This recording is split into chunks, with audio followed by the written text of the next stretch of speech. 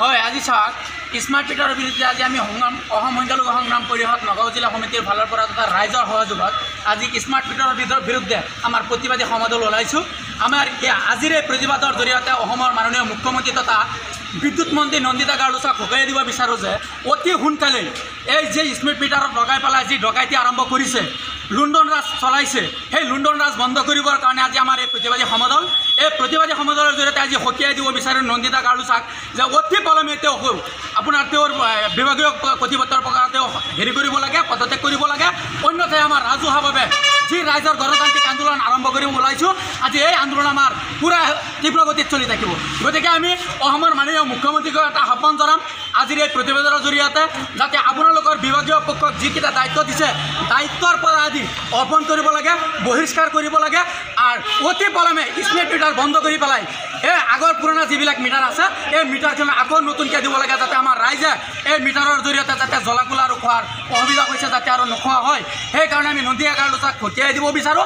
অতি সোনকালে তেওঁৰ পদৰ পৰা পদত্যাগ কৰিব লাগে, অন্যথাই আমি ৰাজপথত গণতান্ত্ৰিকভাৱে আন্দোলন কৰিবলৈ সক্ষম হ'ম। কি হৈছে অসুবিধাটো কি? অসুবিধা মানে যি সময়ত চাওক আগৰ মিটাৰটো পুৰণা মিটাৰত 300 টকা মান্থলি আহিছিলে, আজিৰ দিনতে স্মাৰ্ট মিটাৰ লগোৱাৰ লগে লগে 300 ঠাইত 1200 টকাকৈ বৰ্তমান বিল আহি আছে।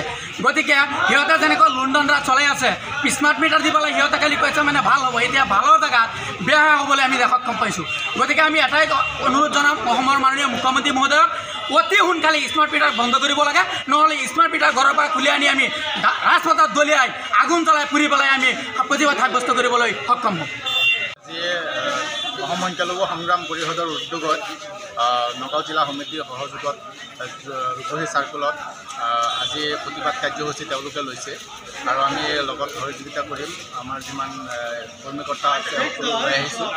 মই এটা কথা ক'ম যে অসম চৰকাৰৰ খিৰণীয়া গাই যিটো আৰম্ভ কৰিছে যে এই স্মাৰ্ট মিটাৰৰ নামত বৃহৎ মানে কেলেংকাৰী আৰু অসম জুৰি মানে এনেকুৱা এটা অৱস্থা হৈছে মানুহৰ যে স্মাৰ্ট মিটাৰৰ ওপৰত মানে ডকাইতি ৰাজ চলি আছে।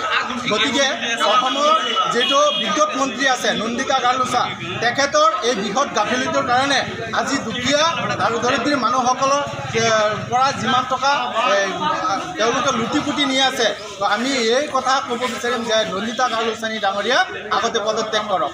আৰু তেওঁৰ গাফিলতিৰ কাৰণে এই স্মাৰ্ট মিটাৰ জৰিয়তে দৰিদ্ৰ লোকসকলৰ পৰা ইমান টকা লুটদান কৰি আছে, 2 টকাৰ জেগাত 4 টকা বিল আহি আছে। তাৰ বাবে আজি জুলীয়া চাৰ্কুলত আজি এটা প্ৰতিবাদ কাৰ্যসূচী আৰম্ভ কৰিম আমি।